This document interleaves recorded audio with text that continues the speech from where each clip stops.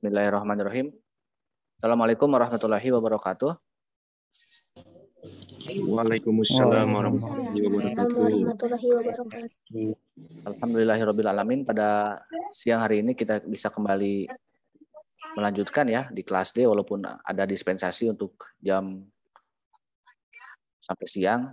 Tapi karena memang biar tugas Anda, beban saya dan beban Anda juga bisa berkurang, jadi kita lanjut aja lah untuk membahas, karena mungkin hanya 3 minggu lagi ya, sekitar 3 minggu lagi, 3 pertemuan lagi ke depan untuk ujian tengah semester. Kalau jadwal UAS atau UTS-nya minggu kedua mungkin bisa ada waktu kita untuk, kalaupun ada hambatan seperti tadi gitu, kita bisa cari waktu di Sabtu di luar jam jadwal gitu. Tapi kalau UTS-nya minggu pertama ya mungkin kita harus cari waktu lain yang di luar hari Sabtu gitu ya. Mudah-mudahan lah, kita lihat biasanya seminggu sebelum UTS ada jadwal. Yang jelas sampai bab 3 itu kita selesai ya yang akan kita UTS-kan. Sekali lagi untuk tugas-tugas ya, silakanlah Anda waktunya Anda atur sebaik-baiknya gitu. Paling tidak ya menjelang nanti akhir penilaian di kolom-kolom tugasnya itu terisi gitu ya. Walaupun saya tidak sempat menilai semua, belum sempat saya nilai semua ya, kasih poin gitu. Tapi kan saya bisa mendetek ya mana yang mengirimkan tugas, mana yang tidak mengirimkan tugas. Oke, untuk bab 2 ini yang paling penting kita mungkin fokus ke pembahasan rumusan ya, proklamasi sama proses perumusan Pancasila sampai ya mudah-mudahan sampai ke dekret presiden lah ya, paling tidak.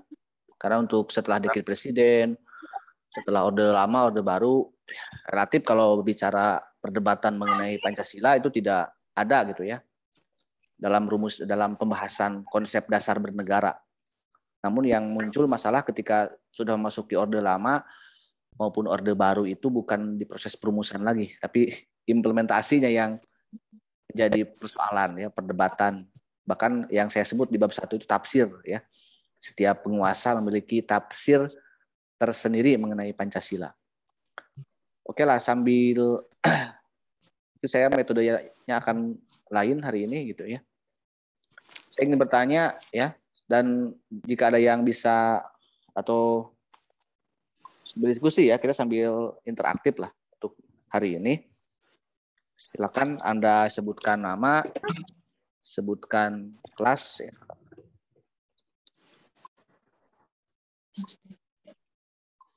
Kemudian yang WA ya. Ada yang ikut kelas C ya. Kalau cukup ruangannya, kalau semuanya ikut kayaknya nggak akan cukup ya.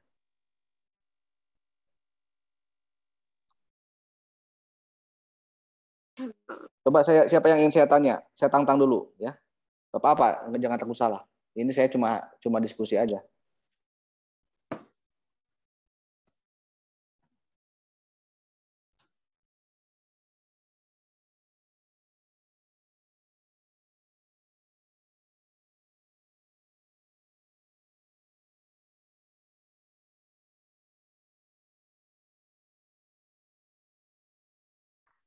Setelah pergerakan nasional apa yang terjadi coba?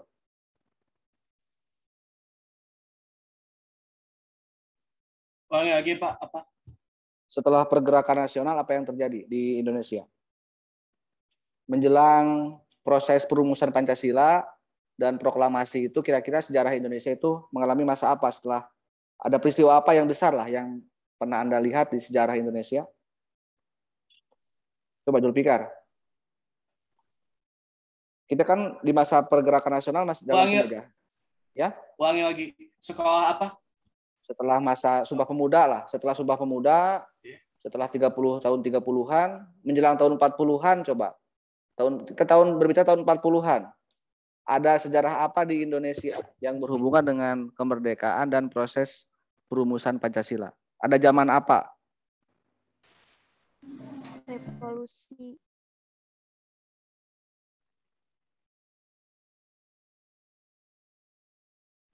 Coba.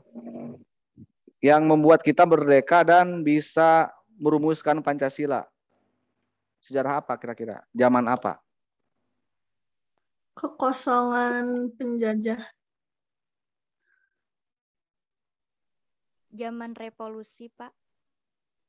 Revolusi mah, kalau revolusi fisik mah setelah ini ya, setelah proklamasi justru nanti tahun 45, 46. Tapi ini di era, coba yang membuat Indonesia merdeka itu, kita kan masih dalam kolonialisme ya. Belanda, ini saya kasih bocoran. Kolonialisme Belanda. Tapi menjelang kemerdekaan ada perubahan kan? Ada perubahan kolonialisme, ada perubahan yang menjajah lah. Nagasaki. Sebelum jauh-jauh sebelum ke Nagasaki. Kenapa ada Nagasaki coba? Julfikar dulu. Coba saya masih ke Julfikar. Julfikar, kenapa ada Nagasaki?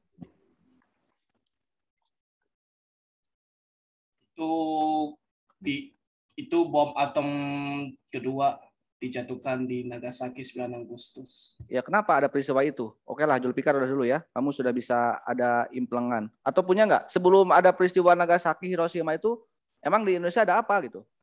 Setelah Belanda. BPUPK. Ya, udah dulu. Kata Julfikar BPUPK. Kenapa ada BPUPK? Ada siapa memang?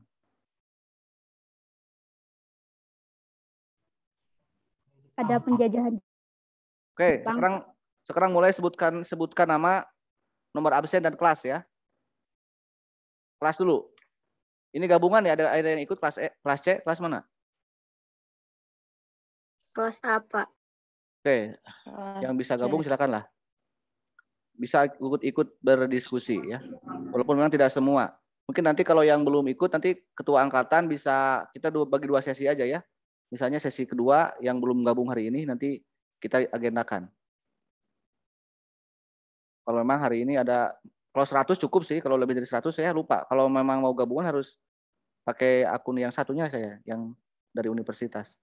Oke, silakan. Siapa barusan yang berbicara? Siapa yang berani? Siapa nama? Kelas? Yuliana kelas B. Oke, Yuliana kelas B.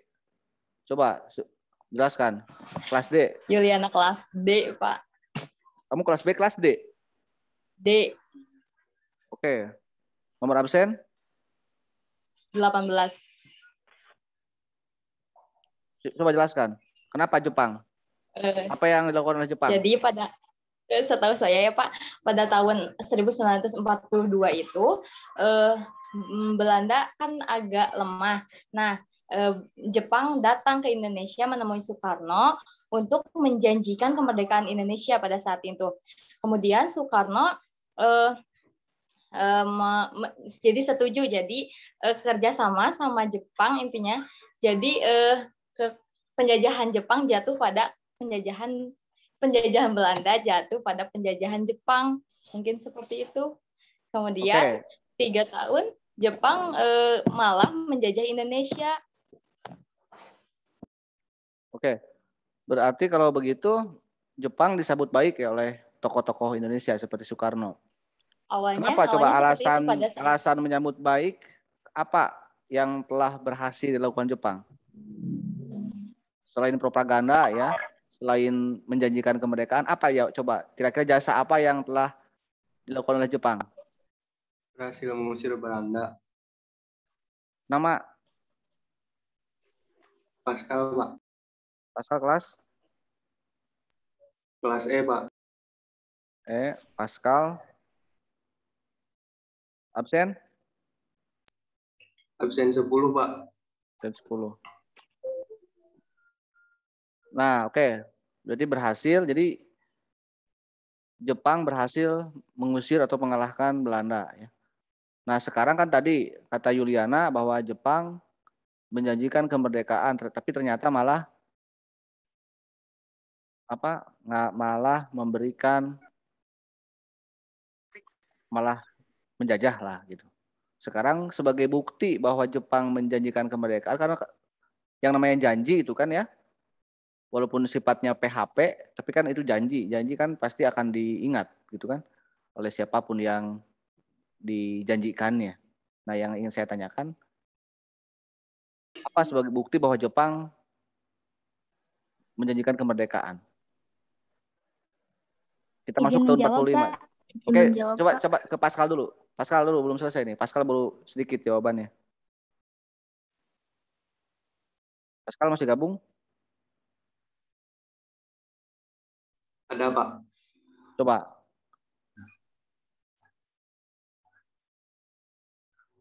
Apa buktinya? Bahwa Jepang menjanjikan kemerdekaan gitu ya. Walaupun memang itu belum tentu juga, tapi ada semacam apa ya, sedikit pencerahan lah bahwa Jepang benar ingin menjanjikan kemerdekaan. Dengan apa? Ini yang berkaitan dengan mata kuliah kita ya, dan kemerdekaan Indonesia tentunya. Oh, ini minggu ke-5 ya. Jika ada yang ngisi absen, ini minggu ke-5.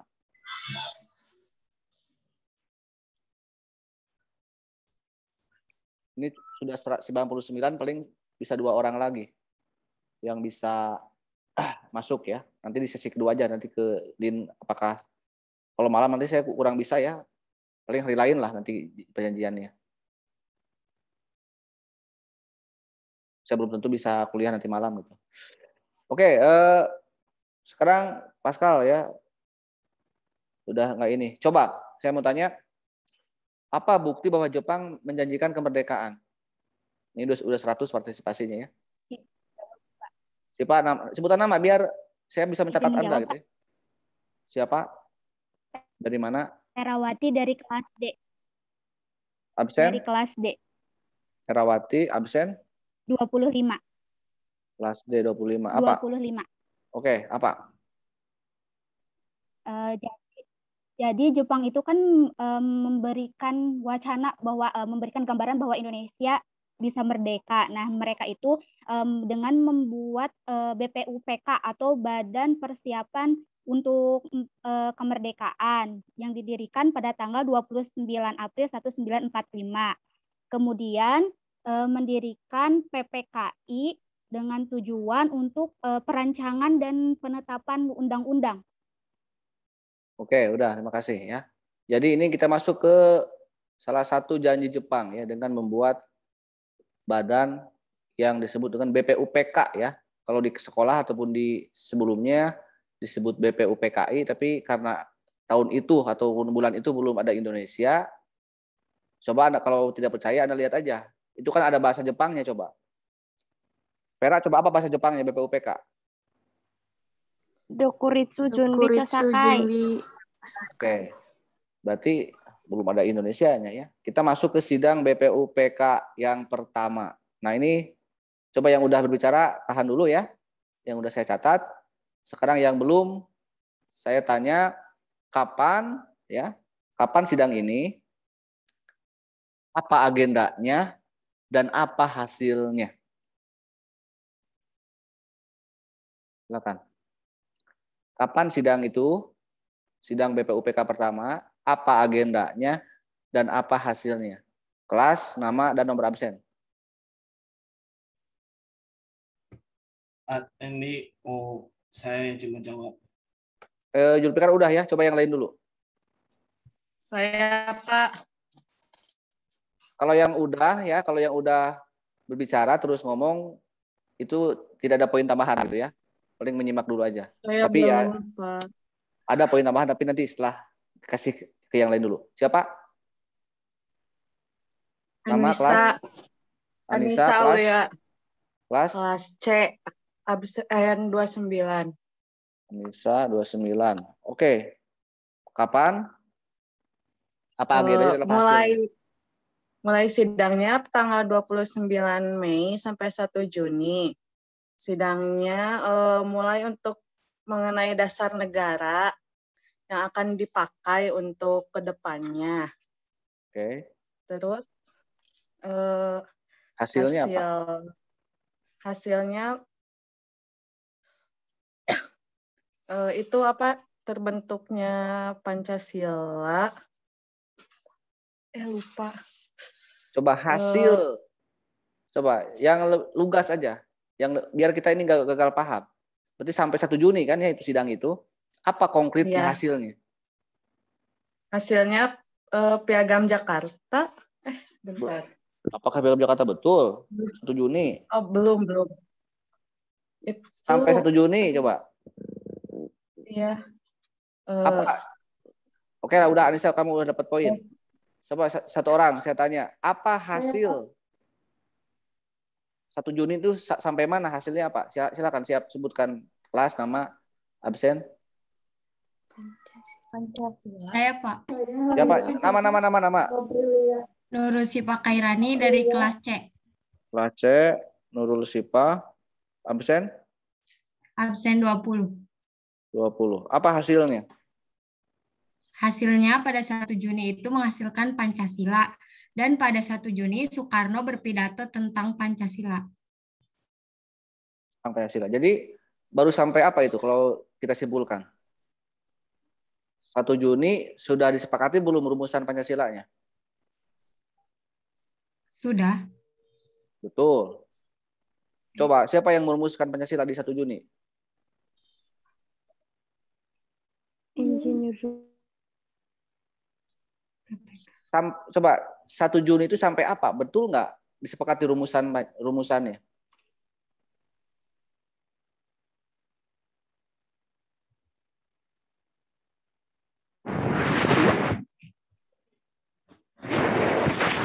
Coba ini bisa menjawab satu kata aja sudah bagus. Satu orang lagi coba. Nurul tadi belum tegas ya. 1 Juni itu apa sih yang dihasilkan? Siapa? Dasar Hanum Aprilia Kelas? dari kelas D, absen 5. Absen 5. Langsung coba 1 Juni itu apa yang dihasilkan? Dasar negara. Betul nggak? Dasar negara yang sudah ada 1 Juni. Belum, masih dibahas-bahas. Iya, makanya apa Masih yang ada. hasilnya apa? Kan tadi Soekarno itu apa sih? Berpidato itu dia berbicara tentang apa? Dan apa yang disepakati oleh anggota yang lainnya? Perubahan. Belum ada perubahan. Coba. Betul, 1 Juni ini adalah menghasilkan apa? Tapi yang saya maksud, apakah Pancasilanya itu sudah disepakati belum? Rumusan-rumusannya? Belum. Ya, berarti baru apanya? Rumusannya, Pak. Rumusannya Pak. Dasar 1 Juni, Dasar negara. coba sebutkan rumusan Soekarno. Kalau betul disepakati, saya tanya, bacakan rumusan Soekarno itu apa saja Pancasilanya? Saya Pak. Siapa? Milasari dari kelas D. Milasari. Absen? Absen 15. Coba bacakan. Rumusan Bung Karno itu apa saja?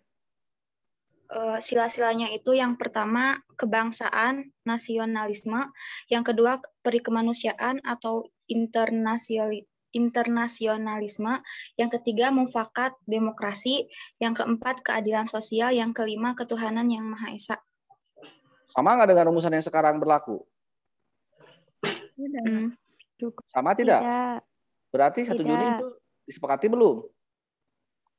Belum. Rumusan Soekarno? Belum sepenuhnya. Jadi yang disepakati baru apanya saja berarti? Rumusannya. Itu bagaimana? Saya tanya kan beda sama yang sekarang.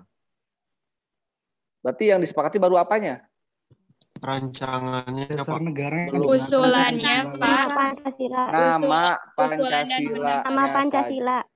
Nama Pancasilanya saja ya. Jadi belum ada rumusan-rumusannya. Sehingga keliru kalau 1 Juni atau Soekarno itu satu-satunya penggali perumus Pancasila atau pengusul Pancasila, karena baru usulan Soekarno juga, namanya oke gitu ya. Jadi kalau kita flashback ke belakang ya, kenapa 1 Juni itu kan ada sebuah badan yang dibuat oleh Jepang ya untuk mempersiapkan kemerdekaan, berkumpullah orang-orang yang disebut BPUPK itu untuk merumuskan dasar negara. Kenapa dasar negara ini sesuai dengan arahan dari Ketua BPUPK? Nah, saya tanya, siapa Ketua BPUPK? Satu lagi nih. Rajiman Widodiningrat. Nama. Sepia Sisyaningsih. Ya? Sepia Sisyaningsih, kelas D, absen 14. Sepia ya. Nama kamu kayak judul lagu Sarah on Seven. Iya. Absen? 14. Kamu lahir tahun berapa? 2002. Lahir 2002. Lagu Sepia itu tahun 2001 ya, setahun setelah lagu itu berarti. Absen 22. 14. Oh, 14. Oh, tahun 2002 lahirnya. Oke, coba siapa? Rajiman Widodiningrat. Siapa dia? Sebagai apa profesinya? Ketua BPUPKI. Iya, itu jabatan ketika rapat, tapi profesi asli dia sebagai apa? Apakah tukang batagor, tukang cilok? Dokter ya. Betul, seorang dokter. Dokter ya, kan? Seorang dokter ya. Dan sebagai tokoh yang paling senior ya di antara teman-teman yang lainnya. Karena kalau Soekarno, Hatta kan baru 45-an lah sampai 50 tahunan. Dr. Rajiman itu sudah 65 tahunan di ketika tahun 45 ya. Untuk itu dia diangkat sebagai Ketua BPUPK. Apa coba yang dia pertanyakan ke anggota BPUPK? Sebagai pembuka dia, sebagai ketua, apa yang dia buka?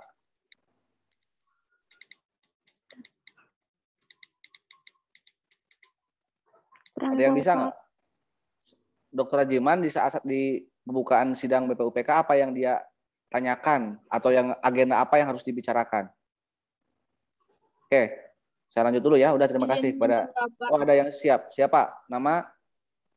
Laili dari kelas C, absen 47. Laili 47. Apa? Kalau ini yang di buku itu Ketua BPUPKI melontarkan pertanyaan, apa dasarnya kalau Indonesia itu merdeka itu di sidang BPUPKI hari pertama. Oke, makasih ya. Oke, sekarang saya sedikit dulu jelaskan ya, bahwa betul ya. Jadi kurang lebih seperti itu ya. Bayangkan seorang, mungkin kalau sekarang anggota DPR, MPR lah ya, BPUPK itu. Mereka kan nggak dipilih, mereka dengan kesadaran tinggi dia hadir sebagai anggota-anggota BPUPK. Bahkan ada kurang lebih 100 orang ya. Kalau Anda lihat profilnya kan ada berbagai golongan juga ya, selain dari suku. Orang Sunda juga kan sana ada Wiranata Kusuma, terus kiai dari Majalengka ya, kalau Anda orang Majalengka, ada Abdul Halim itu tokoh PUI ya, itu juga salah satu anggota BPUPK. Bahkan dari golongan keturunan Arab ya, ada di sana. Salah satunya kakeknya Anies Baswedan ya, Ahmad Baswedan. Kakek dari Anies dan Novel Baswedan. Bahkan juga ada dari keturunan Tionghoa.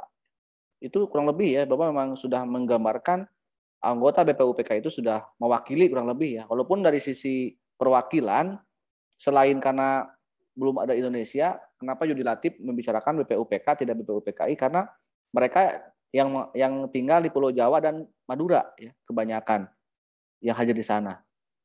Walaupun ada misalnya orang Sumatera, orang luar Jawa, tapi kan mereka sudah lama tinggal di Jakarta atau di Pulau Jawa. Jadi baru sedikit sebenarnya presentasi daerah, tapi kalau untuk perwakilan suku, kelompok agama, itu sudah cukup mewakili ya di sidang yang pertama itu. Bayangkan seorang ataupun sebuah badan yang bertugas menyiapkan sebuah negara yang akan merdeka, ini hebatnya. Apa yang ingin dibicarakan adalah tentang dasar negara gitu ya. Ini sangat logis gitu ya, sangat sistematis. Karena kalau kita logikanya, kalau mau membangun rumah gitu kan, bukan memikirkan apa etalasenya gitu ya, bagaimana jendelanya, bagaimana gentingnya, bagaimana pintunya, bagaimana gerasinya, tapi pondasinya kan dasarnya gitu.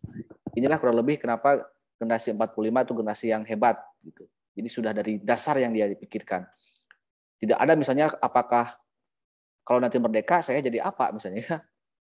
Apakah jadi presiden, apakah jadi menteri, atau jadi penari latar misalnya, atau jadi backing vokal di di istana, kan tidak gitu ya.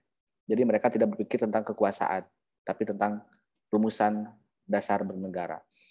Dalam buku-buku yang kita kenal itu memang hanya 3 orang yang berpidato. Coba siapa saja yang berpidato 3 orang di sidang itu, hari pertama, hari kedua, dan hari tanggal 1 Juni. Ada yang bisa jawab? Pak. Siapa? Ya, sama laki-laki dulu tadi. Kelas absen? Kelas D absen. Kelas C? Kelas D, Pak. Kelas D absen 9. Apa? Siapa saja? Ada 3 orang yang berpidato dalam sidang itu. Soekarno, Muhammad Yamin, sama Mr. Supomo, Pak. Siapa yang bisa menjawab pertanyaan, yang lebih bisa menjawab pertanyaan dari ketua sidang? Di antara ketiga itu? Soekarno. Iya, oke. Udah dulu ya. Jadi memang dari ketiga itu, karena mungkin Soekarno menjadi pembicara terakhir, padahal memang dalam rumusan naskah risalah sidang BPUPK itu, hampir semua anggota itu berpidato ya. Bukan hanya 3 orang, termasuk juga Ki Bagus Hadikusumo ya, tokoh-tokoh Islam yang sudah ada perdebatan mengenai dasar Islam sebenarnya di sidang itu juga ya. Termasuk Muhammad Hatta yang enggak ditulis juga dalam salah satu pembicara dalam sidang itu. Makanya Hatta sempat kecewa pada Yamin ya, pada Soekarno ya. Karena dalam sejarah itu tidak termuat. Itu pun karena memang Muhammad Yamin punya kepentingan ya. Karena Yamin adalah Menteri Pendidikan di saat Indonesia merdeka gitu. Saat membuat sebuah kurikulum pendidikan, kan beliau sebagai ahli sejarawan, sebagai sastrawan. Jadi dia memang kalau dilihat di buku lebih banyak menguntungkan Yamin ya. Karena dilihat di buku-buku sekolah itu yang paling mirip rumusan-rumusan Pancasila yang disepakati adalah rumusan Muhammad Yamin ya. Padahal Hatta membantah itu. Tapi biarlah itu urusan mereka ya. Apakah Muhammad Hatta, apakah Muhammad Yamin yang benar ya, tapi kan kita sebagai generasi muda mengakui kedua-duanya adalah salah satu pendiri bangsa ya, atau tokoh penting.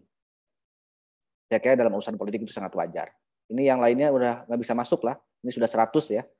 Ini banyak yang minta gabung. Nanti aja ketua angkatan perwakilan kelas lain untuk mengagendakan pertemuan kedua. Oke, namun memang kembali ya Soekarno dengan gagah gitu ya, dengan sudah menyimak dulu siapa-siapa yang berbicara sehingga tahu kelemahan-kelemahan teman-temannya. Dari hasil uraian teman-teman tuan dan puan yang sudah 3 hari 4 hari sidang itu, rasanya tidak ada yang bisa menjawab pertanyaan ya Paduka Yang Mulia yang dalam hal ini ke Dr. Rajiman ya, tentang apa dasarnya. Jadi nggak ada yang, kata Soekarno tidak ada yang bisa menjawab pertanyaan karena Yamin sebenarnya tidak berbicara masalah dasar negara ya. Yamin berbicara masalah wilayah negara justru kalau dalam risalah dan dalam pendapat Muhammad Hatta. Muhammad Yamin itu dia hanya berbicara kurang lebih bahwa wilayah kita nanti kalau yang merdeka itu 2 syarat katanya Muhammad Yamin. Pertama adalah jajahan Belanda, yang kedua bekas Majapahit. Itulah ya kalau kita lihat yang sekarang menjadi Indonesia sebenarnya itu syaratnya. Belanda dan Majapahit. Makanya banyak wilayah Majapahit yang tidak masuk ke Indonesia kan. Malaysia, Singapura, Brunei, Filipina gitu ya. Karena memang tidak pernah dijajah oleh bukan jajahan Belanda. Lalu juga kenapa ada wilayah lain yang kok semena-mena tidak masuk ke, nggak total Indonesianya, merasa bukan Indonesia, yaitu Aceh ya. Aceh itu tidak pernah kalah oleh Belanda. Ngelawan terus kan itu ya. Sampai zaman Cut Nyadin, sampai zaman Teku Umar, Aceh kan terus melawan gitu. Sampai harus menggunakan taktik infiltrasi dengan menyusup intelijen ya namanya Senokroini untuk mengacak-acak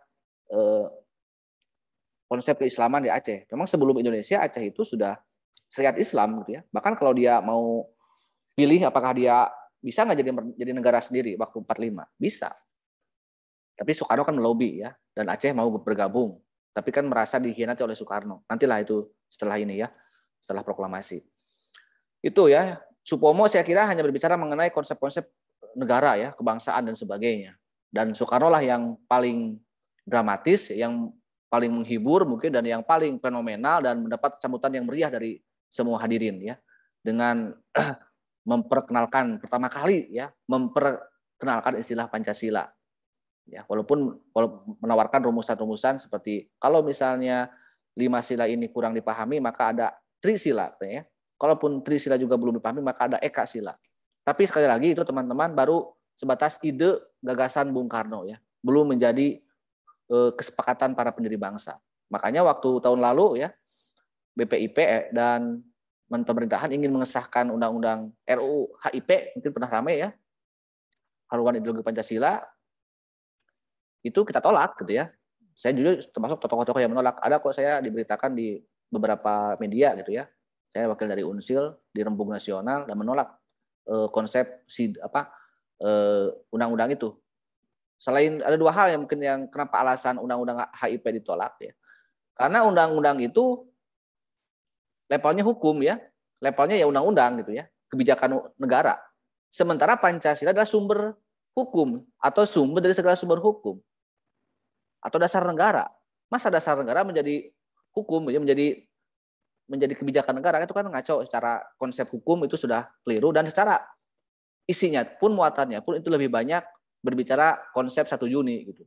Padahal 1 Juni itu nyaris mungkin hanya menguntungkan Soekarno.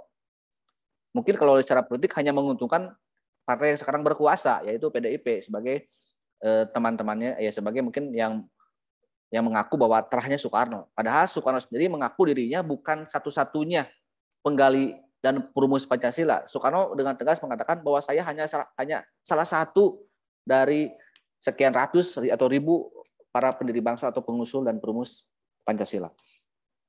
Oke, itu tentang 1 Juni ya. Jadi hasilnya adalah sampai pada rumusan atau pada nama Pancasila. Karena ini belum disepakati rumusannya, maka ada apa nih? Masih di bulan Juni ya. Coba sebutkan nama kalau mau menjawab. 1 Juni belum selesai karena baru namanya, belum ada rumusannya. Sehingga para anggota sidang BPUPK itu yang tinggal di Jakarta itu membuat kelompok kecil ya, yang pada akhirnya itu semakin mengerucut menjadi apa namanya dan apa agendanya. Masih di bulan Juni. Sinta, Pak. Panitia 9. Oke, yang saya dengar dulu tadi Sinta dulu. Sebelum jawab nama saya Sinta tadi yang pertama kali saya dengar Sinta ya. Siapa Sinta dari mana? Sinta Sofiatul Mutmainah dari kelas D, nomor absen 27. Sinta DD 27. Apa itu? Namanya? PPKI.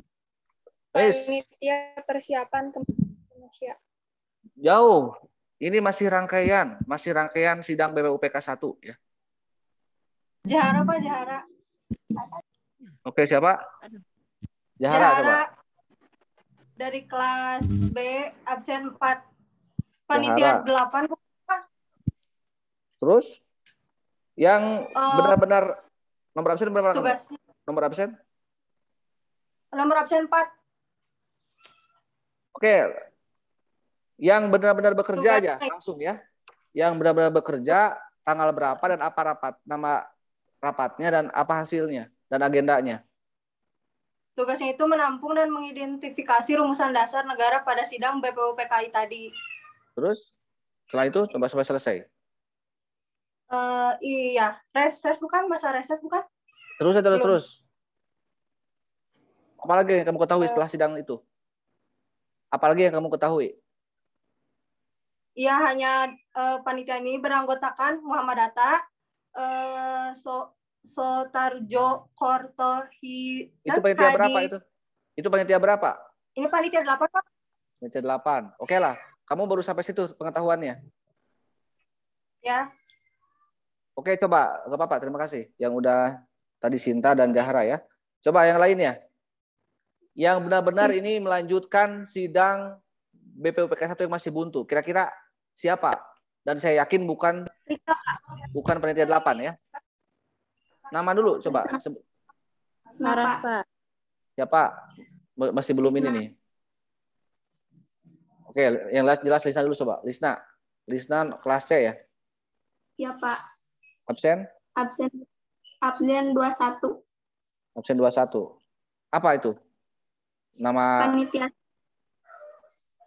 panitia apa? Panitia 9. Panitia. Oke, berarti ini rapat panitia 9 kapan?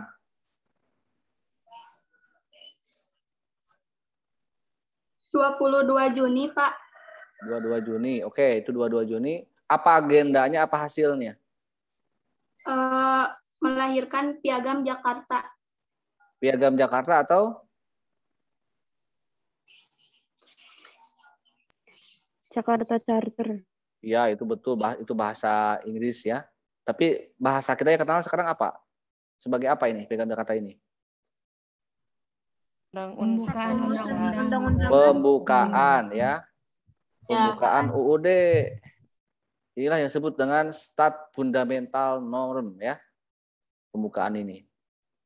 Yang mungkin sering dibacakan ya di upacara pengibaran bendera, pembukaan UUD 45. Yang ingin saya tanyakan coba Mas Lisna, barangkali bisa jawab apa hubungannya antara pembukaan dan rumusan Pancasila atau Piagam Jakarta?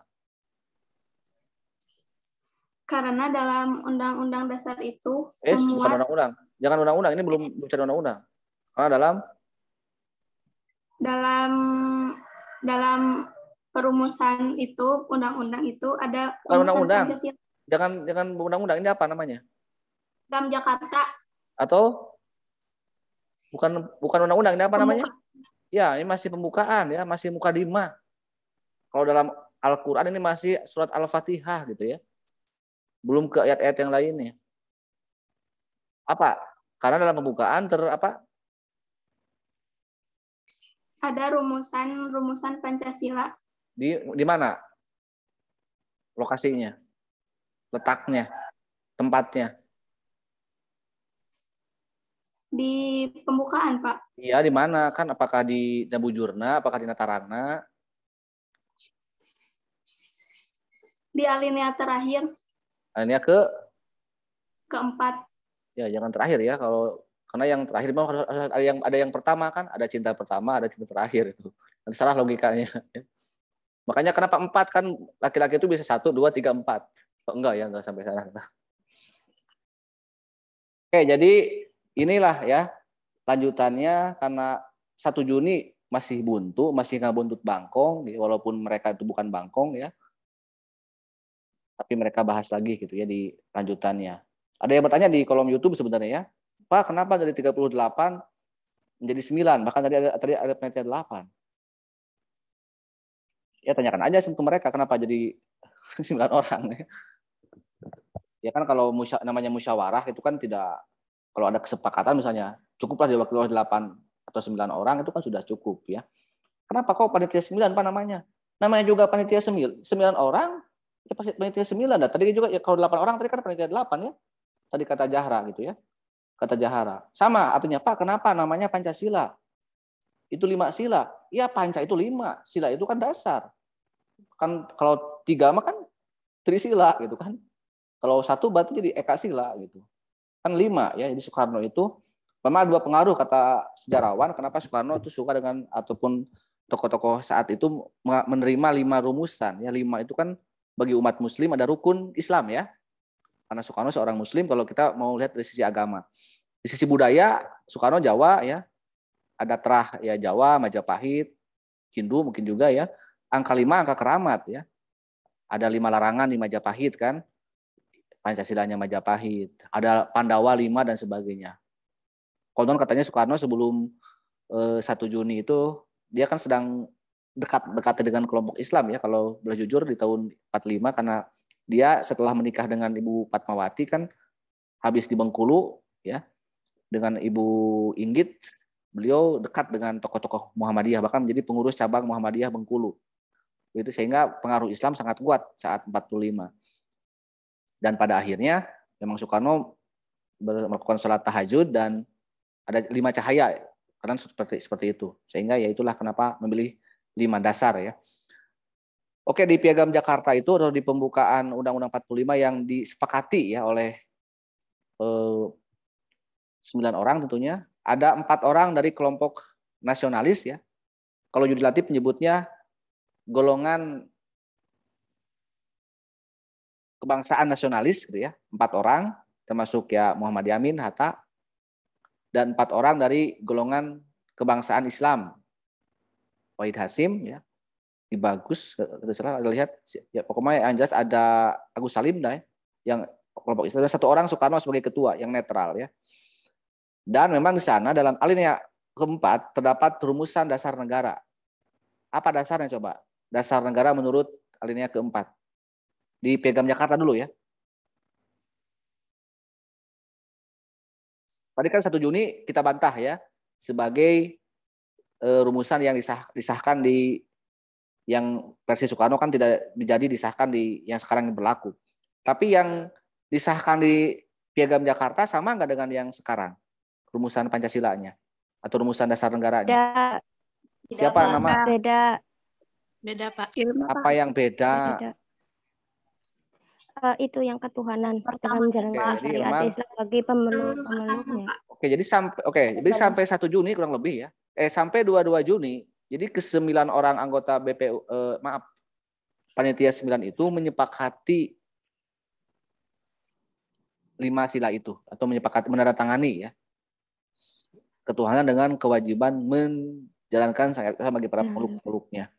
Termasuk golongan Islam maupun golongan nasionalis. Karena itu kan hasil musyawarah kedua golongan ya, Islam dan nasionalis, termasuk seorang yang non-muslim dari kelompok nasionalis, yaitu A.A. Maramis. Ya, alasannya kenapa menyetujui kan itu urusan mereka ya, sebagai perwakilan yang disebut panitia 9 gitu.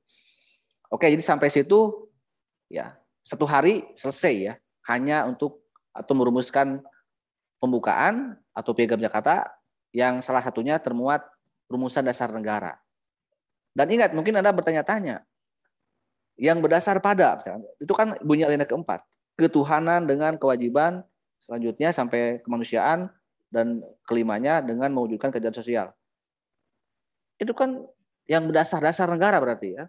Nanti di bab 3 akan ada penjelasan ya mengenai itu. Kenapa nggak disebut Pancasila kan? Yang berdasar pada Pancasila misalnya. Berarti dasar negara kita bukan Pancasila kan itu ya. Nah, ini mungkin yang menjadi persoalan ya. Jadi yang namanya ideologi atau dasar negara itu kan cukup di hati, tahu nggak maksudnya? Beginilah, Amerika Serikat itu adalah negara liberal, betul apa betul? Ideologinya liberalis. Tapi dalam rumusan naskah undang-undang dasarnya, dalam konstitusinya itu tidak ada kata liberal di Indonesia, di Malaysia, di Amerika Serikat. Tapi nuansa kebatinannya, kalau bicara nuansa kebatinan, nuansa aturannya sangat liberal gitu kan. Ya sama. Karena kita dalam pembukaan maupun dalam Undang-Undang 45 nggak ada istilah yang menyebutkan bahwa Indonesia berdasar pada Pancasila, nggak ada. Tapi yang mana sih Pancasila itu yang sesuai dengan pembukaan UUD 45 di alinea keempat, ya itulah Pancasila. Jadi itu yang nggak perlu ditanyakan namanya ya. Cukup tahu bahwa itulah yang sah, yang disepakati. Oke, itu sampai 22 Juni, berarti kita sudah punya mukadimah ya, yang di dalamnya termasuk memiliki dasar negara, yaitu ideologi negara, dasar yaitu Pancasila. Sidang lanjut ke sidang BPUPK yang kedua. Nah, silakan. Seperti biasa pertanyaannya kapan, apa agendanya, dan apa hasilnya. Siapa yang mengetahui, yang ingin menjelaskan poin-poin penting sidang BPUPK kedua. Nama, nomor absen. Intan. Nurul, Pak. Ini saya belum dapat nama yang jelas. 1, 2, 3. Intan. Oke, Intan yang pertama kali saya dengar. Intan dulu coba. Intan dari kelas D, Pak. Kelas D atau B? D. Intan, kelas D, absen? Absen 3. Apa? Kapan? Berlangsung dari tanggal 10 sampai 16 Juli, menghasilkan pasal-pasal dalam Undang-Undang Dasar. Agenda utamanya adalah membahas rancangan Undang-Undang Dasar. Oke, jadi kita sudah memiliki ini, walaupun Anda boleh jelas di sana kan jelas ya ada siapa tim pembuatnya, tim perumusnya, dan ada tim-tim yang ahli-ahlinya kan di sana. Tapi intinya bahwa sampai 16 Juli ini kita memiliki apa itu disebut dengan konstitusi ya, atau hukum dasar atau dasar hukum, sumber hukum ya, atau batang tubuh UUD 45, pasal-pasal UUD 45. Jadi kita ini sudah lengkap. Sudah punya seperangkat alat sholat. Kalau mau ijab kabul kita sudah punya persiapan ya, mas kawin dan sebagainya. Yang pokok-pokoknya sudah siap. Tinggal bagaimana? Nah, ini sudah punya dasarnya, sudah punya pembukaannya ya, ini sudah punya juga batang tubuhnya. Atau disebut juga konstitusi negara ya. Nantinya ini di PKN ada konstitusi. Jadi sebelum merdeka kita sudah punya ini, untuk mempersiapkan merdeka ini harus punya ini gitu, sudah punya segalanya. Tinggal bagaimana setelah ini kan gitu ya. Coba kita masuk bulan Juli ya. Setelah Juli bulan apa? Juli. Benar lagunya. Agustus.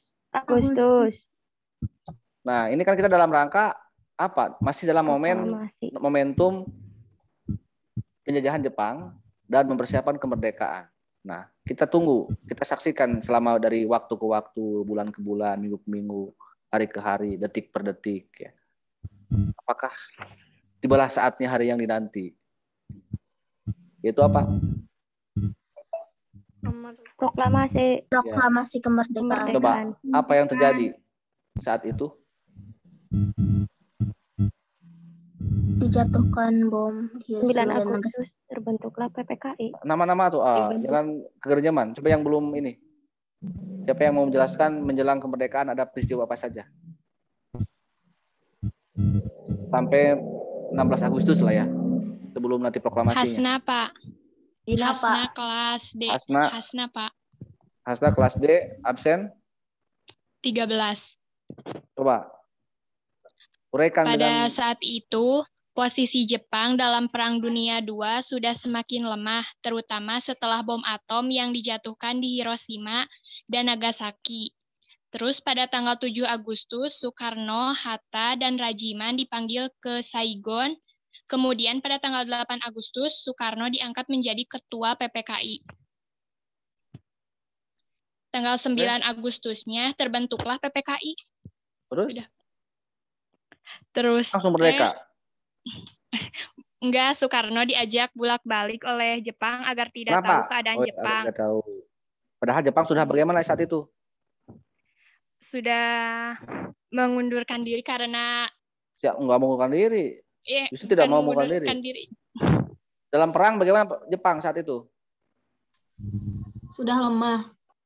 Nah, lemah berarti apa? Kan setelah bom atom itu Jepang bagaimana? Lemah, betul. Kalau lemah berarti kalah. Iya, setelah kalah. Karena apa bukti kekalahan Jepang itu apa? Bahwa bukti aku telah kalah. Kalau aku kalah misalnya apa? Lewat apa? Apa istilahnya? Menyerah kepada sekutu. Sudah menyerah pada sekutu. Kalau sudah menyerah pada sekutu, harusnya bagaimana Jepang itu?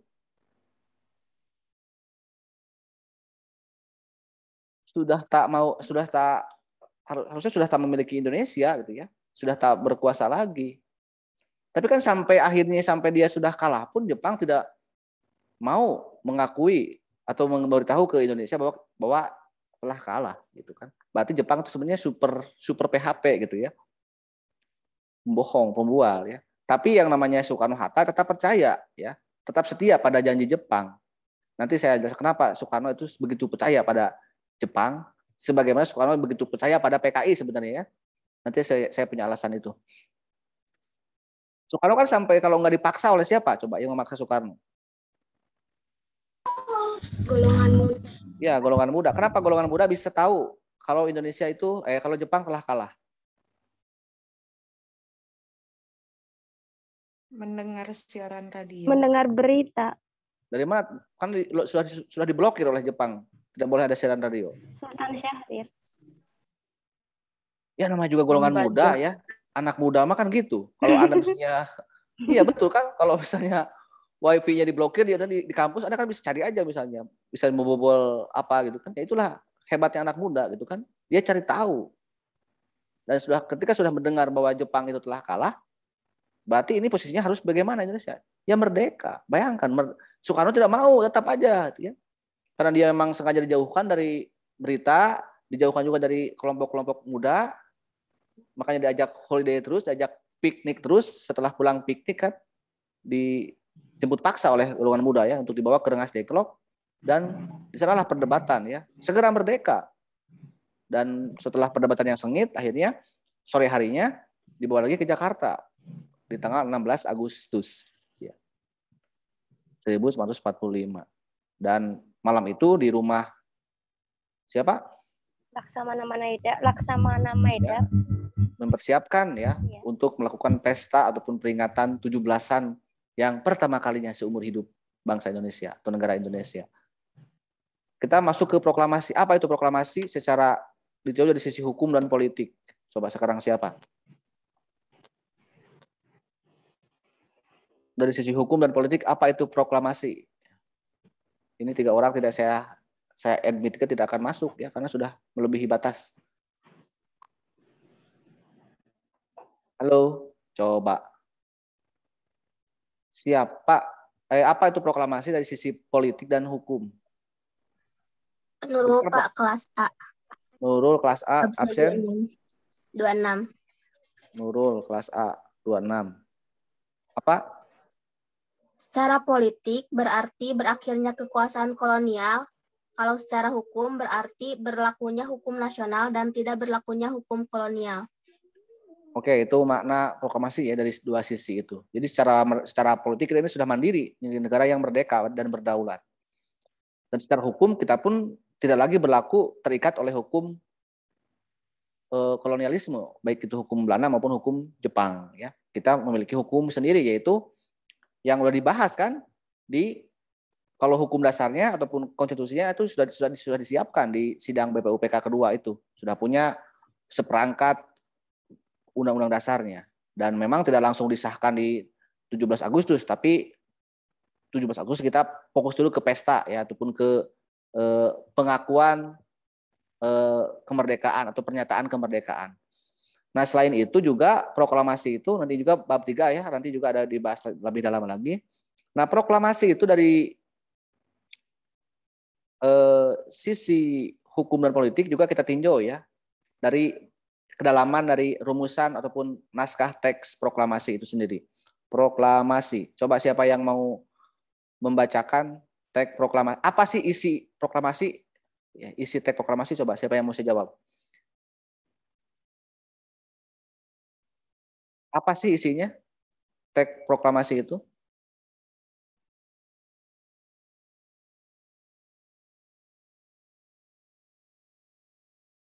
Atau bacakan aja lah yang biasa dibacakan setiap 17 Agustus.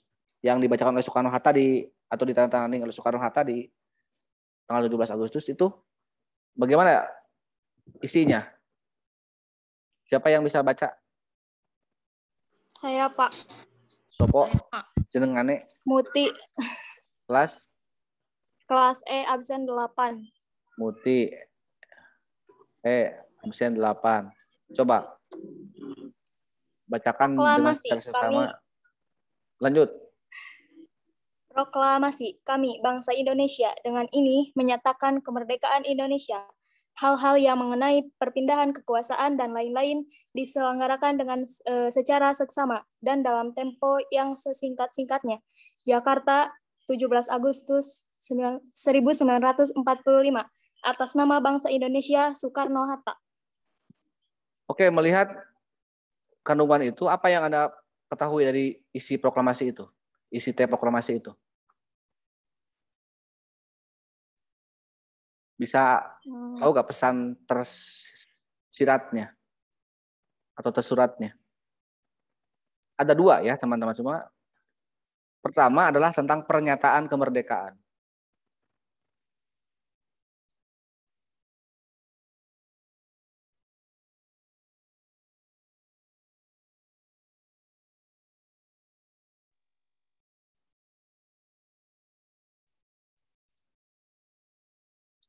Pernyataan kemerdekaan ini yang pertama. Ini satu ini ya. Pertama ini pernyataan kemerdekaan, yang kedua adalah segera bentuk negara. Makanya kan proklamasi kami bangsa Indonesia itu kan bentuk sebuah pernyataan kemerdekaan. Yang kedua, ya negara kalau sudah merdeka bagaimana ya? Bentuk negara masa negara nggak ada gitu kan? Kan hanya baru mengatakan. Kalau sudah katakan ya baru follow up ya. Follow up. Lanjutkan yaitu dengan segera membentuk negara. Nah, sebenarnya gitu ya. Teks proklamasi yang dibacakan oleh Soekarno itu yang akan dibacakan di hari 17 Agustus itu sudah ada sebenarnya, sudah disiapkan. Jadi kalau dalam bahasa kita kan dikatakan ada yang merumuskan teks proklamasi, sebenarnya nggak dirumuskan, hanya diketik ulang ya oleh Sayuti Malik, dan sebenarnya sudah ada, yaitu ini yang akan dibacakan oleh Soekarno itu, pembukaan atau Piagam Jakarta. Tapi kenapa kok bisa seperti ini? Ya disingkat, diringkas ya, kepanjangan gitu. Ini terlalu panjang. Makanya sebenarnya hubungan antara isi teks proklamasi dan pembukaan itu tidak bisa dipisahkan. Ada hubungan yang sangat erat. Yaitu karena pembukaan merupakan gambaran terperinci dari teks proklamasi. Kita bedah aja misalnya. Tentang pernyataan kemerdekaan ada 3 pertanyaan di sana. Apa itu kemerdekaan? Apa kemerdekaan? Untuk apa merdeka? Kenaon merdeka? Harus jelas kan? Dan siapa yang membuat kita merdeka, yang memerdekakan? Sementara yang bentuk negara ada 2 ini ya. Apa bentuknya? Kita mau negara seperti apa? Apakah bulat, kotak, segi panjang, segi pendek, atau apa gitu kan? Dan apa dasarnya? Coba siapa yang bisa menjawab tentang apa kemerdekaan, untuk apa, siapa, apa bentuknya, apa dasarnya? Cung, kakinya acungkan.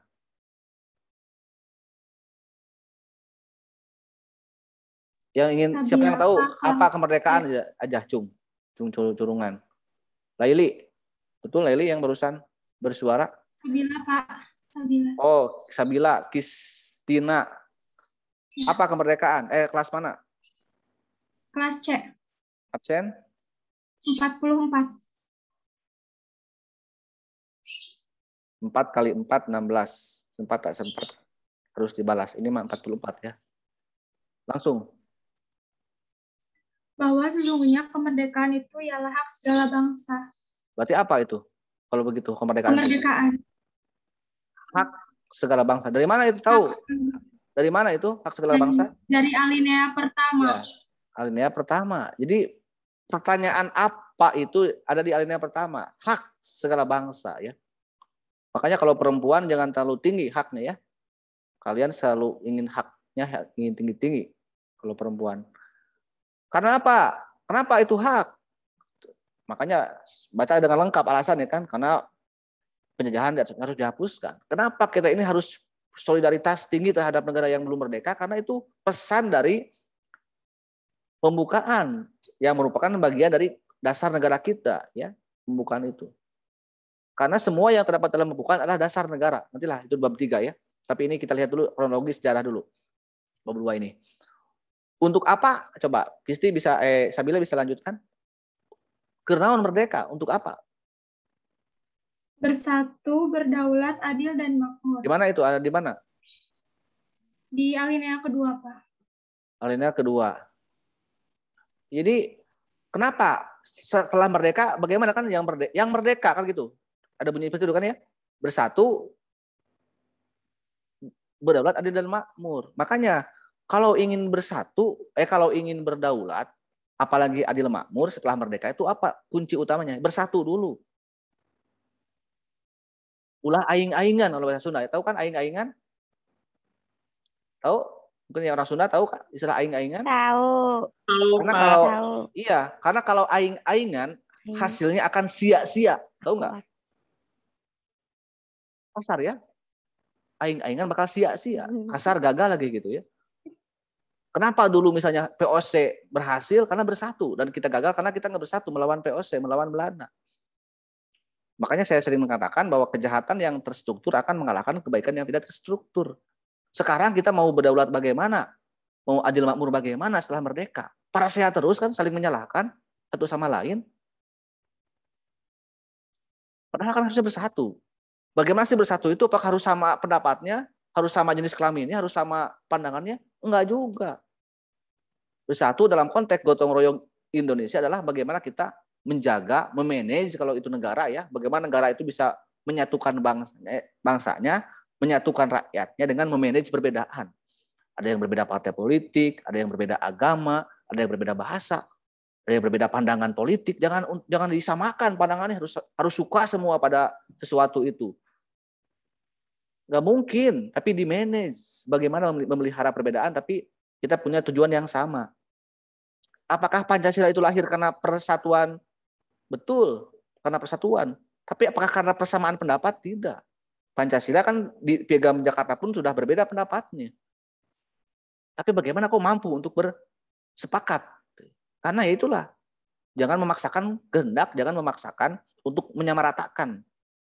Tapi kemampuan negara dalam memanage perbedaan. Tapi membutuhkan kan seorang negarawan ya. Kita mungkin hari ini tidak seperti 45, banyak negarawan. Sekarang bukan negarawan, tapi politisi ya, yang mementingkan kepentingannya masing-masing, bukan untuk kepentingan bersama.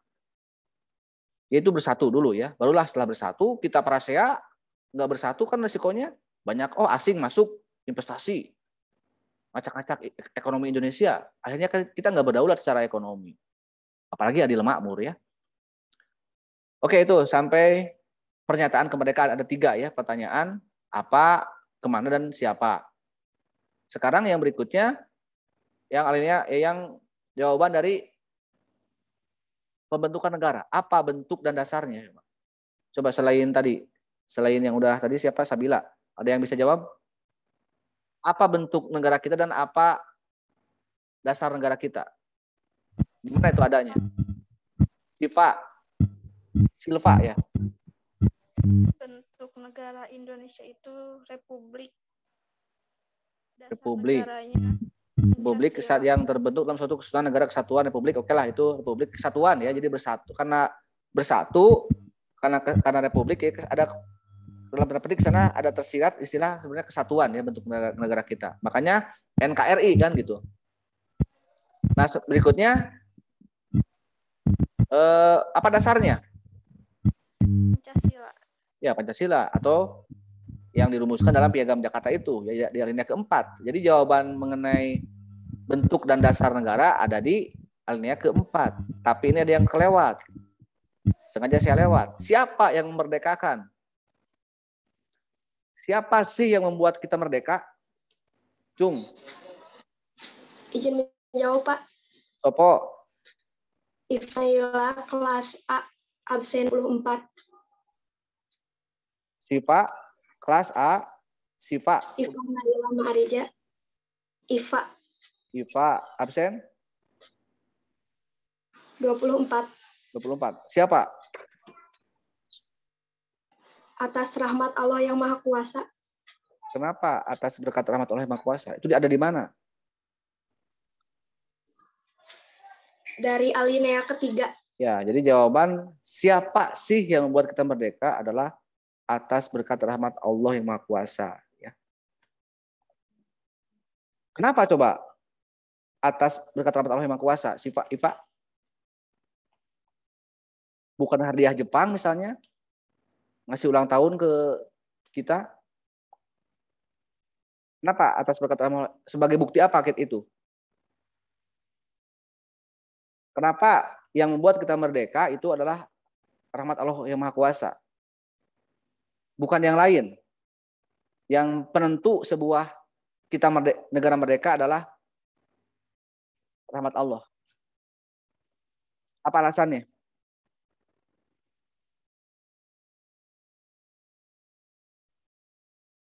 Coba ada yang bisa menjadikan alasan?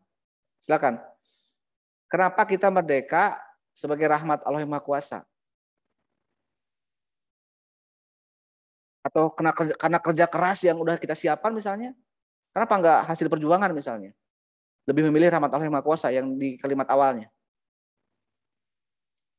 Coba. Coba jawab, Pak. Siapa? Karena kalau misalnya Laili, tapi udah Pak tadi. Iya, apa-apa, sok. Kamu saya kasih bintang 1. Jadi tanpa atas izin Allah, tanpa atas ridhonya Tuhan, semua itu nggak akan berjalan. Apa buktinya? Kalau nggak ada Bukti Allah. yang mana, Pak? Kalau nggak ada berjuang, Tuhan atau coba. Oke, ya makasih ya. sia-sia kalau misalnya. Berarti kita bangsa yang bagaimana kalau begitu? Kalau kita sia-sia. Yang bagaimana? Kita percaya bahwa Allah yang menentukan kita kemerdekaan atau Tuhan yang Maha Esa lah, siapapun itulah Tuhannya apapun lah yang beda agama. Tapi kenapa bahwa kita ini bukti sebagai negara yang bagaimana kalau begitu? Tadi ada yang ketuhanan yang Maha Esa, dasar ya, negara bangsa yang religius, bangsa yang percaya pada Tuhan ya. Sehingga ya kenapa saya heran gitu ya dengan orang-orang yang selalu menghina agama, menghina Tuhan, menghina orang yang beragama gitu. Padahal mereka ngaku Pancasilais. Padahal kita jelas dalam Undang-Undang Dasar pun dikatakan kita merdeka bukan karena hasil perjuangan. Betul nggak? Bukan ya. Iya, Pak. Kita dijajah oleh siapa coba? Dijajah lama. Sama Belanda. Sama Belanda. Apakah kita berhasil mengalahkan Belanda? Diusir oleh kita. Siapa yang mengalahkan Belanda dan mengusir Belanda dari Indonesia, dari Nusantara? Jepang. Lalu Jepang menjajah kan? Siapa yang setelah Jepang menjajah, apakah kita berhasil nggak mengalahkan Jepang, mengusir Jepang? Walaupun Kiai Haji Jenderal Mustafa melawan, tapi kan kalah ya. Gugur. Yang orang Singapura itu kan gugur dalam masa penjajahan Jepang. Ternyata Jepang pun kalah oleh siapa? Sekutu. Oleh sekutu ya. Lalu kenapa bisa merdeka? Kan logikanya kalau kita kalah oleh Belanda, lalu menang Jepang, Jepang menjajah. Lalu Jepang kalah lagi oleh sekutu, harusnya kita milik sekutu atau milik lagi Belanda. Kenapa kita nggak milik lagi Belanda, malah merdeka? Itulah ada rahmat Allah yang Maha Kuasa. Makanya setelah 9 Agustus kan Nagasaki kota kedua hancur ya. Dan Jepang menyerah tanpa syarat kepada sekutu. Dalam waktu itu kalau seandainya 9 Agustus dan tanggal 10 dan bisa datang lagi Belanda atau Amerika ataupun Inggris, maka kita akan menjadi negara yang dijajah lagi oleh sekutu. Tapi kan nggak terjadi, tidak ada kedatangan Belanda ataupun sekutu setelah Hiroshima, setelah Nagasaki. Bahkan Soekarno pun yang segera harus merdeka malah tidak mau, malah malah mau jalan-jalan di Jepang gitu kan, karena dijauhkan dari golongan muda. Makanya ada kenal istilah vacuum of selama seminggu ya, 9 sampai 16 Agustus vacuum of dalam sejarah vacuum cleaner vacuum of love. Apa istilahnya? Kekosongan kekuasaan. Iya, vacuum of power. Jadi kita itu pernah kekosongan ya. Apakah jomblo atau apa istilahnya masa idah atau apa, jelas kosong. Nggak ada milik siapa kita saat itu. Kosong. Hampa gitu ya. Tak ada yang memiliki. Jepang sudah taraktilu otomatis ya. Sang mantan tak datang-datang gitu ya. Akhirnya datanglah rahmat Allah dan berupaya barulah ya. Makanya tugas manusia itu hanyalah berjuang. Ingat ya kata Rhoma Irama, berjuang sekuat tenaga, tetapi jangan lupa perjuangan yang disertai doa. Betul, tugas manusia itu hanyalah berjuang. Kita berhasil berusaha melawan Jepang, melawan Belanda dengan berbagai cara ya, selama puluhan tahun, ratusan tahun. Tapi kan urusan hasil, apakah kita menang atau kalah, itu bukan urusan kita, tapi Allah punya rahasia tersendiri. Ya. Ikhtiar itu, ya tugas manusia hanyalah ikhtiar. Kalau Anda mencari ilmu ikhtiar, Anda mencari nafkah ikhtiar, urusan rezeki, urusan masa depan, biarlah nanti Allah yang menentukan. Ya sama sebenarnya kalau ketika kita mau merdeka pun begitu. Bangsa kita berjuang sepenuh hati, segenap jiwa raga. Tapi urusan hasil kita tidak berhasil mengalahkan Jepang, tidak berhasil mengalahkan Belanda, tapi kan akhirnya kita bisa merdeka juga atas pertolongan Allah yang Maha Kuasa.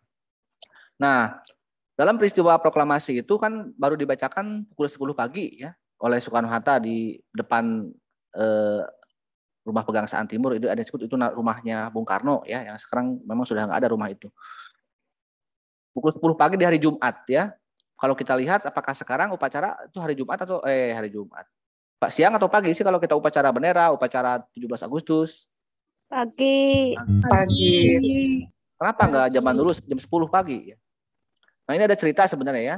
Itu kan bulan-bulan puasa ya, bulan Ramadan. Ketika mereka baru pulang dari Karawang malam-malam baru sampai Jakarta dari Rengas Dengklok ya. Capek kan, harus mempersiapkan proklamasi, ada yang menyiapkan menjahit bendera kan Ibu Fatmawati, ada yang mengetik naskah, mungkin berdiskusi dari bagaimana podiumnya, bagaimana siapa yang mengibarkan bendera dan lain sebagainya. Kan lama-kelamaan kan malam ya, begadang mungkin sampai sahur ya. Kan banyak yang umat muslim juga, banyak yang beragama Islam. Setelah sahur mereka sholat subuh. Kan biasanya kalau sahur sholat subuh capek, begadang tuh apa yang dilakukan oleh orang coba? Kalau Anda yang pernah puasa kan? Kalau belum puasa kita kan capek begadang. Ya, Tidur. sama. Dalam kisah itu ada yang bilang Soekarno dan kawan-kawannya itu tidur kesiangan ya, sehingga baru memulai upacara pukul 10. Bahkan juga dalam beberapa kisah Soekarno juga sakit ya, demam tinggi sehingga harus menunggu Soekarno sembuh. Tapi apapun itu yang jelas secara logika memang wajar lah kalau begadang capek, sahur, subuh ya pasti tidur lah. Makanya pukul 10 dari Jumat. Kan kalau siap dari awal mungkin tidak pukul 10, mungkin 7, 8 ya, pukul pagi-pagi biar nggak mepet ke sholat Jumat gitu. Dan yang unik juga pesta pertama kalinya ya, pesta pertama itu hanya 50 tusuk sate itu Soekarno, buka bareng lah, buka puasa bersama dengan hanya mampu membeli 50 tusuk sate. Mungkin untuk dimakan oleh berapa orang ya. Kalau seandainya ada 100 orang, mungkin satu orang hanya setengah tusuk. Mungkin nyocolan sambal lauk, nyocolan bumbu unggul ya. Tapi memang hikmahnya adalah mereka sangat sederhana ya. Jadi bayangkan memperingati kemerdekaan pertama kali dengan hikmat, dengan nuansa religius karena di bulan suci Ramadan ya. Dan setelah itu tibalah saatnya kita ke pengesahan ya. Ke pengesahan Pancasila, pengesahan UUD 45 dan pembukaannya tentunya. Ini kita fokus saja ke sidang, kita sampai ke sidang BPUPK cukup nggak ya? Sampai 14.40 ya. Jadi sidang BPUPK yang ke-1 itu sidang PPKI ya. Apa coba yang dihasilkan oleh sidang PPKI itu? Yang tanggal 18 Agustus. Apa hasilnya? Mengesahkan Undang-Undang Dasar. Bukan hanya undang-undang, tapi mengesahkan semuanya ya. Mengesahkan Pancasila, mengesahkan pembukaan, dan mengesahkan pasal-pasalnya. Jadi semuanya ini disahkan di sini. Tetapi ada perubahan. Ya. Apa coba perubahannya? Coba siapa sebutkan nama? Harusnya kan tinggal mengesahkan ini. Karena sudah selesai di Piagam Jakarta di 22 Juni dan di 16 Juli.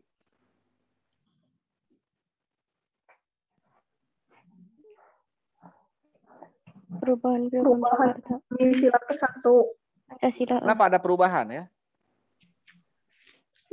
Karena tidak semuanya orang Muslim. Orang Islam. Ya begini. Orang Islam. Jadi ada perbedaan formasi sebenarnya ya. Jadi formasi di sidang BPUPK itu kan mayoritas hanya di orang-orang yang tinggal di Pulau Jawa dan Madura. Walaupun ada saya bilang orang Sumatera seperti Yamin, Hatta ya. Suaminya gitu loh.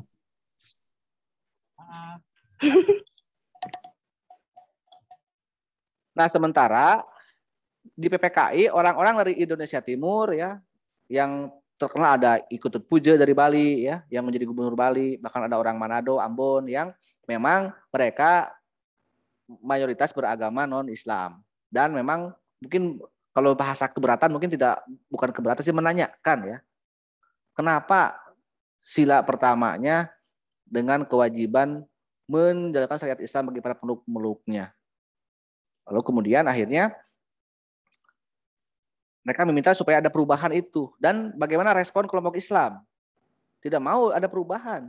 Agus Salim ngotot tidak mau ada perdebatan yang panjang sebenarnya di 18 Agustus ya. Agus Salim dan tokoh-tokoh Islam tidak mau merubah Piagam Jakarta. Termasuk Soekarno itu menangis ya sebelum sidang PPKI. Oke lah, udah capek kita ini merdeka, udah capek proklamasi. Jangan sampai ada perdebatan lagi mengenai dasar negara dan pembukaan itu. Tapi Soekarno tetap jangan sampai ada perdebatan, tinggal sahkeun lah, capek mungkin lah. Udah tinggal kita bekerja sebagai negara. Tapi tetap ya tidak mau kelompok Islam kekeh, kelompok yang dari timur juga kekeh, ya ada perubahan. Akhirnya dengan berbagai macam lobby-lobby, Muhammad Hatta berhasil dalam tanda petik mungkin mempengaruhi kelompok Islam, Agus Salim yang ngotot ya, supaya rela menghapus 7 kata dari Piagam Jakarta di sila pertama itu. Bahkan dalam beberapa kisah Agus Salim pernah berdebat dengan Iketut Puja ya, yang dari kalangan timur kalau tidak salah. Coba kalau seandainya orang timur katanya tidak mau mengubah sila itu, sila Pancasila yang sila pertama itu, maka kata Ratu Halmar Harahari kalau tidak salah yang dari Ambon ya, dari Manado atau Ambon lah kurang lebih dari daerah itu, maka akan keluar dari Indonesia. Jadi mengancam untuk tidak gabung ke Indonesia. Itu orang-orang timur ancaman. Kata Agus Salim apa? Ya silahkan aja kalau Anda mau keluar. Wah, sampai akhirnya mereka terus panas ya. Sampainya berusaha untuk didingin oleh Soekarno, oleh Hatta supaya ada kesepakatan dengan sampai kata Soekarno, kita ini udah capek-capek merdeka. Kalau seandainya orang-orang timur tidak gabung keluar dari Indonesia, maka proklamasi itu batal. Percuma kita kemarin proklamasi kalau semuanya tidak gabung. Akhirnya yang muncullah tadi kelompok Islam mencoba untuk diyakinkan oleh Muhammad Hatta ya khususnya supaya mau rela mengubah sila itu, dan akhirnya dengan perdebatan panjang ya satu hari bisa merubah redaksi itu ya, dan Soekarno mengetuk palu ya. Bahkan yang unik ketika sebelum diketuk palu itu karena ada seorang tokoh Muhammadiyah yang belum datang ya, yaitu ketua Muhammadiyah namanya saat itu masih dipimpin oleh Ki Bagus Hadikusumo, itu belum datang ke Jakarta di sidang PPKI. Dia masih dalam perjalanan dari kereta api dari Jogja ke Jakarta. Kata Wahid Hasim, ketua Muhammadiyah, ketua NU, sebelum kita mengesahkan sila Pancasila ini, menghapus ini, karena kita harus menunggu dulu respon dari tokoh Islam yang lain, yaitu Ki Bagus Hadikusumo untuk meminta tanggapan bagaimana ada perubahan ini, dia setuju atau tidak. Kata Hadikusumo setelah datang ke Jakarta dan mau disahkan diketuk palu oleh Soekarno, bagaimana nih Ki, kita mau mengesahkan ada perubahan ini. Oke lah kalau begitu kami dari Muhammadiyah, dari kelompok Islam untuk tidak keberatan sama sekali. Akhirnya menerima ya perubahan menghapus 7 kata dalam sila pertama itu, karena dalam pandangan Ki Bagus Hadikusumo Islam itu lebih mengutamakan ukhuwah katanya daripada syariah ya. Bahkan yang unik ketika Soekarno mengetuk palu itu ada yang protes juga. Orang Bali yang tadi saya sebut, Ketut Puja yang juga seorang gubernur Bali.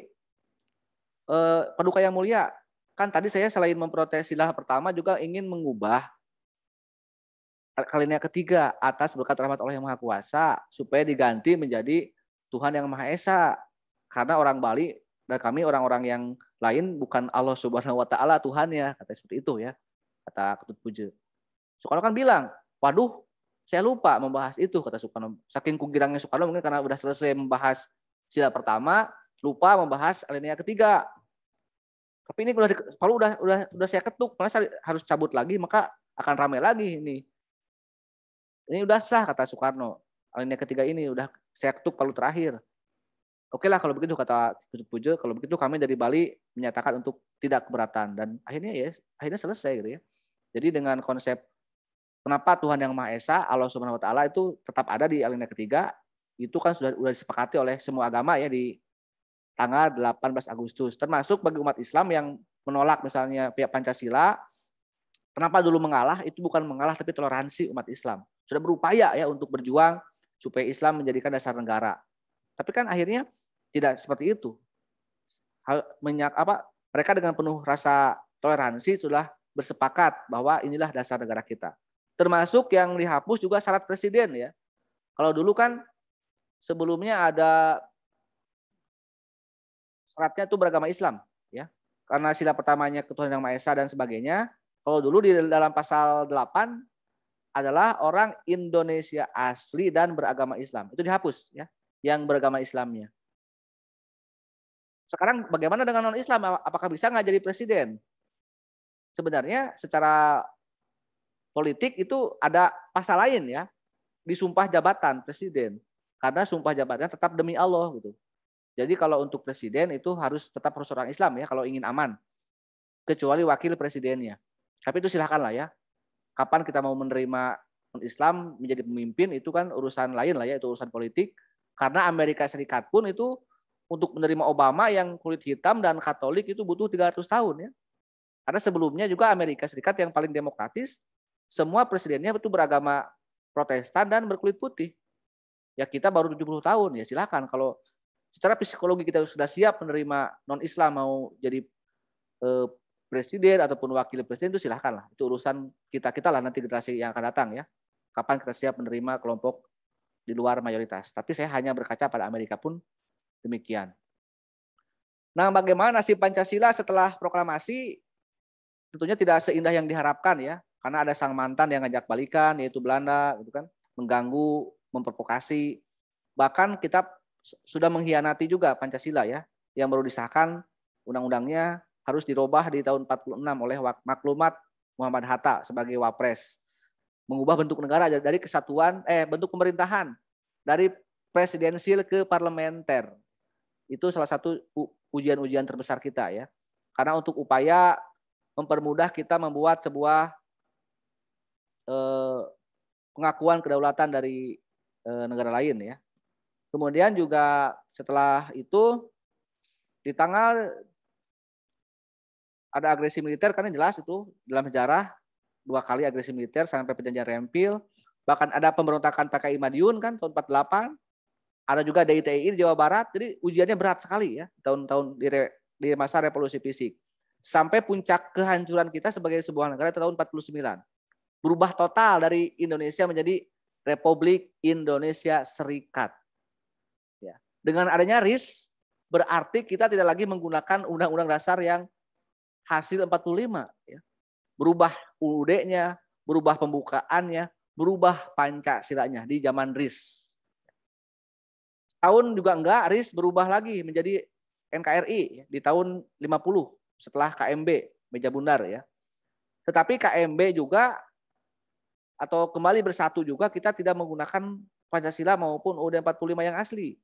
Tapi masih menggunakan UUD yang masih bernuansa RIS yaitu UUDS 50. Lagi-lagi kita tidak menggunakan Pancasila yang udah kita dirumuskan di 45. Sampai tahun 59 kita mengalami demokrasi liberal ya, demokrasi bebas yang ada pemilunya tahun 55. Pemilu pertama adalah pemilu 55 untuk memilih konstituante dan memilih DPR ya. Apa itu konstituante? Lembaga pembuat UUD. Karena kita masih UUDS tahun 50. Maka agar kita punya undang-undang yang permanen harus ada pemilu untuk memilih anggota MPR atau konstituante. Dan terpilihlah anggota konstituante ya di pemilu 55 dengan 4 partai besar ya, dan banyak partai kayak zaman sekarang, tapi ada 4 partai besar. PNI, Masyumi, NU dan PKI. Ada 4 partai besar, ada 3 ideologi di sana ya. Nasionalis, PNI, agama, NU dan Masyumi Islam, dan komunis yaitu PKI. Nah, setelah mereka bekerja di konstituante yang tugasnya membuat UUD 45, ini mengulang peristiwa PPKI dan BPUPKI itu kembali merumuskan dasar negara. Ini yang unik di kita ya. Pancasila itu pernah dirubah, pernah tidak berlaku malahan di tahun 50 ya. Bahkan ingin diganti di tahun 55 oleh konstituante sampai 59 kita ya. Ditambah dengan satu ideologi yang ada ya. Kalau 45 kan saya bilang tidak ada komunis ya. Di 45 hanya 2 kelompok, Islam dan nasionalis. Nah, kalau di 55 ada PKI. Dan mereka berdebat selama 3 tahun tidak ada kesepakatan. Apakah mau Islam, apakah mau komunis atau nasionalis. Bahkan di tiga partai itu akhirnya 2 kubu akhirnya yang semakin mengerucut. Kubu Islam, Masyumi tetap ingin dasar Islam sama seperti Piagam Jakarta, dan 3 partai lain yang besar NU, PKI dan PNI tetap ingin Pancasila ya atau nasionalisme bangsaan.